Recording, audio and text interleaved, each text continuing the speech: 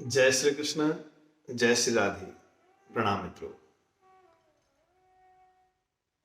मित्रों, हमको अपने जीवन में कभी ना कभी कोई ना कोई संत महंत, कोई ना कोई साधु अवश्य मिलता है। और मित्रों,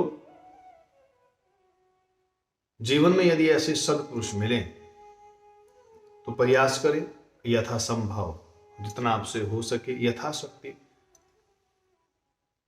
उनका सम्मान करें, हो सके तो उनकी सहायता करने का प्रयास करें। लेकिन जीवन में कुछ व्यक्ति ऐसे भी होते हैं जो संत महंतों का, साधु सन्यासियों का, तपस्वियों का उपहास करते हैं, और ऐसे व्यक्ति फिर कष्ट के भागी बनते हैं। तो मित्रों, आपसे आज मैं एक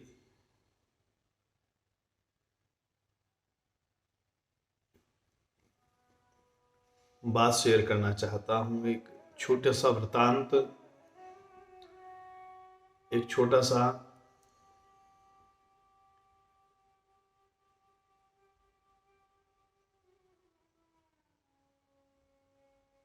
संत का चरित्र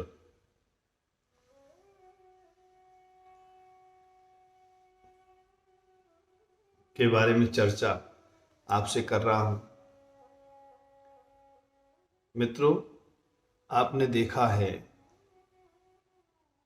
कि कई बार हमसे छोटी छोटी भूल हो जाती है, क्योंकि हम मनुष्य हैं और भूल होना मनुष्य के स्वभाव में सम्मिलित है। लेकिन आपसे, हमसे जीवन में कभी कोई ऐसी भूल ना हो कि किसी संत का अपमान, किसी साधु का अपमान हमसे बन जाए। क्योंकि यदि संत का, किसी साधु का, किसी श्रेष्ठ व्यक्ति का यदि अपमान हमसे हो जाता है तो उसकी बड़ी कीमत हमको चुकानी पड़ती है। और आज ऐसी एक कथा श्रीमद् भागवत के एक ऐसे दिव्य चरित्र जिसको आप सबने कई बार सुना है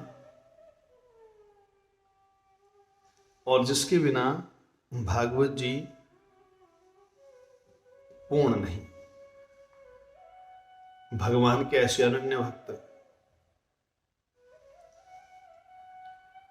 जिनके घर भगवान स्वयं चलकर गए, जिन्होंने भगवान को केवल ज्ञान से नहीं, तपस्या से नहीं, बल्कि प्रेम से रिझाया। ऐसे परम तपस्वी विदुर जी महाराज, जिनको भगवान कृष्ण ने अपनी लीला संवरण के समय भी याद किया। सज्जनों, हम कितना भगवान को याद करते हैं ये महत्वपूर्ण नहीं है, लेकिन यदि भगवान हमको याद करता है तो ये महत्वपूर्ण है। और भगवान किसको याद करेंगे? जो भगवान के भक्त होंगे, जो सत्कर्म करते होंगे। तो विदुर जी के बारे में आपने सुना ही है, लेकिन विदुर जी वास्तविकता में थे कौन? मित्रों, मैं आपसे कह रहा हूं कि जीवन में कोई ऐसी भूल हमसे ना हो जाए कि किसी संत का अपमान हमसे हो जाए। संत वैसे बड़े कोमल हृदय के होते हैं, ये दंड देते नहीं, ये दूसरे की पीड़ाओं को हरने का काम करते हैं। वृक्ष कभू नहीं फल बखे, नदी न संचय नीर, परमार्थ के कारणे साधन धरा शरीर। इनका जीवन ही परमार्थ के लिए होता है।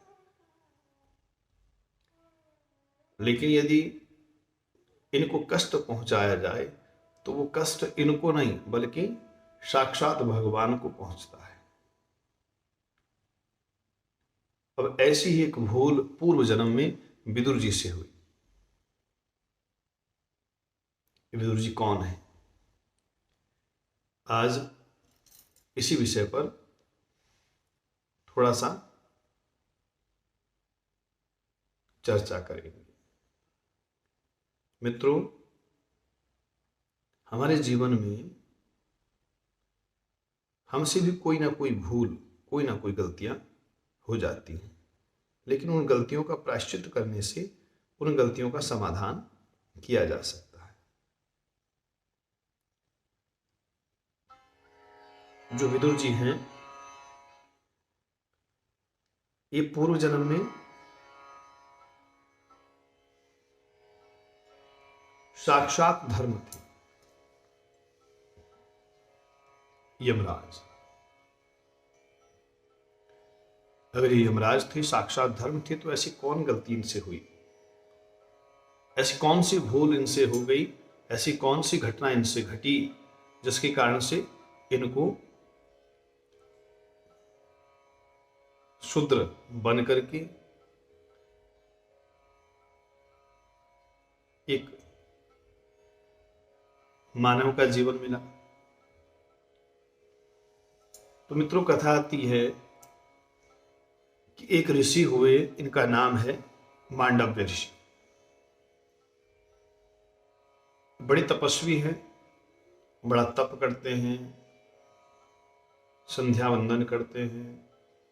और मित्रों, जो तपस्वी होते हैं, जो त्रिकाल संध्या करते हैं, जो नित्य भगवान का ध्यान करते हैं, उनके अंदर एक ऐसी सामर्थ्य आ जाती है कि वो साक्षात परमात्मा से भी टक्कर लेने का साहस रख सकते हैं। घटना यूं घटी, एक बार कुछ चोर राजा के खजाने से चोरी कर करके भागे, और चोरी करके जब वो भागे तो उनके पीछे सैनिक पड़े, और सैनिकों से बचने के लिए उन चोरों ने वो जो राजकोष से चुराया हुआ धन था, आभूषण थे, वो मांडव्य ऋषि के आश्रम में छोड़ दिया उन्होंने उस सामान को, और अपने आप वहां से भाग गए। पीछे से सैनिक ढूंढते ढूंढते मांडव्य ऋषि के आश्रम में पहुंचे। ऋषि तपस्या में बैठे थे, पास सारा धन, आभूषण, वस्त्र आदि रखे थे। सैनिकों ने सोचा कि ये धूर्त है, तपस्या का ढोंग कर रहा है, और चोरी इसी व्यक्ति ने की है। उस धन सहित मांडव्य ऋषि को राजा के सामने प्रस्तुत किया गया। राजा ने मांडव्य ऋषि से कहा कि चोरी का सामान आपके आश्रम से प्राप्त हुआ है, इसलिए चोर आप ही हैं, क्योंकि प्रत्यक्ष को प्रमाण की आवश्यकता नहीं होती। सैनिकों ने देखा है कि आपके पास ही सब राजकोष का धन उपस्थित था। राजा ने मांडव्य ऋषि को सूली पर चढ़ाने का आदेश दिया। 24 घंटे तक सूली पर मांडव्य ऋषि को चढ़ाकर रखा, लेकिन सूली मांडव्य ऋषि के शरीर में हल्की सी खरोंच भी नहीं डाल पाई। जब 24 घंटे तक सूली के उस सूल की नोक पर बैठकर के मांडव्य ऋषि तपस्या में मग्न रहे, तो राजा को अपनी भूल का एहसास हुआ। उन्होंने क्षमा मांगी, हे ऋषिवर, हमसे भूल हुई है, आप ऐसा कृत्य नहीं कर सकते, ये अवश्य किसी धूर्त का काम है। आपके आश्रम पर ये राजकोष का धन छोड़कर अवश्य चोर भाग गए होंगे, मैं क्षमा प्रार्थी हूं, मैं आपसे क्षमा मांगता हूं ऋषिवर। तो मांडव्य ऋषि ने कहा, राजन, आपकी कोई भूल नहीं है, भूल है तो उस न्यायाधीश की जिसने ऐसा ये न्याय किया, वो न्यायाधीश कौन है? धर्म। तो धर्मराज के कारण से ही ऐसा अन्याय तुम मेरे साथ कर सके, इसलिए मैं सजा दूंगा तो धर्मराज को दूंगा।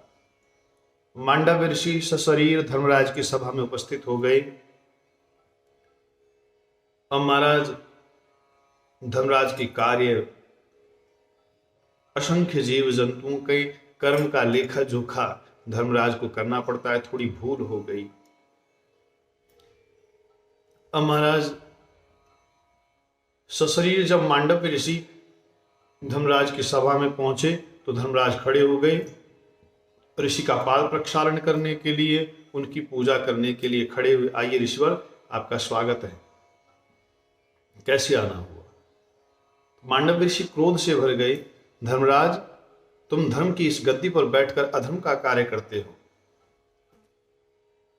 तुमने ऐसा कौन सा कर्म मैंने किया जिसकी तुमने मुझे ये सजा दी, मुझको सूली पर चढ़ाने का? धर्मराज ने कहा, ऋषिवर, आपने 3-4 वर्ष की अवस्था में एक कीट के पेट में कांटा चुभाया,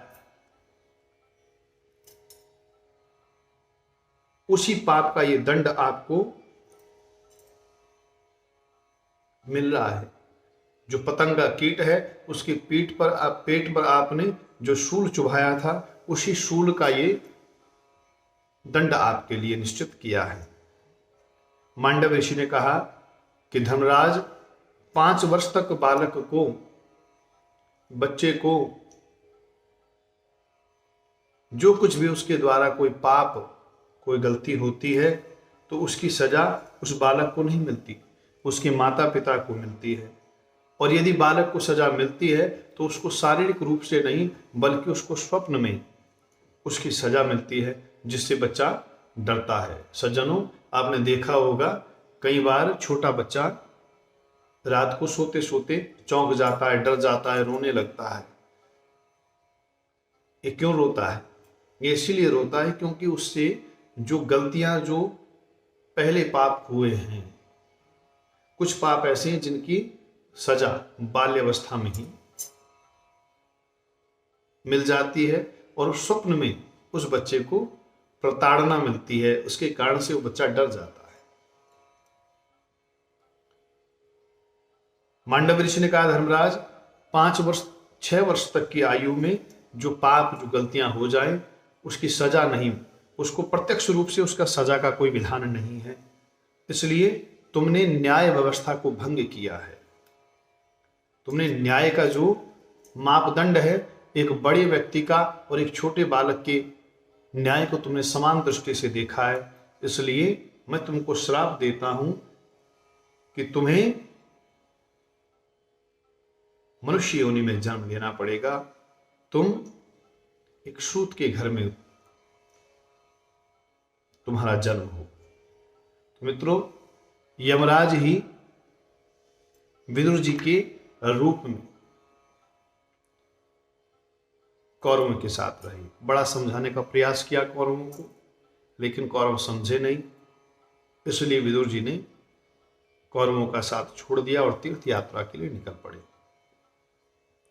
कहने का आशय है मित्रों कि यदि तपस्या से परिपूर्ण कोई संत है,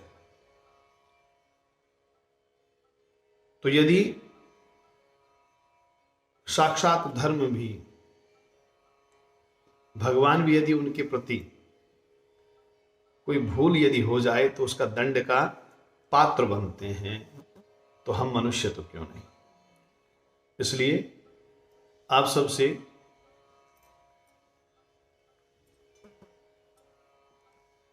निवेदन है, प्रार्थना है, विनती है, अपने जीवन में कभी कोई ऐसी भूल हमसे ना बन पड़े कि किसी संत का, किसी तपस्वी का अपमान हमसे हो जाए।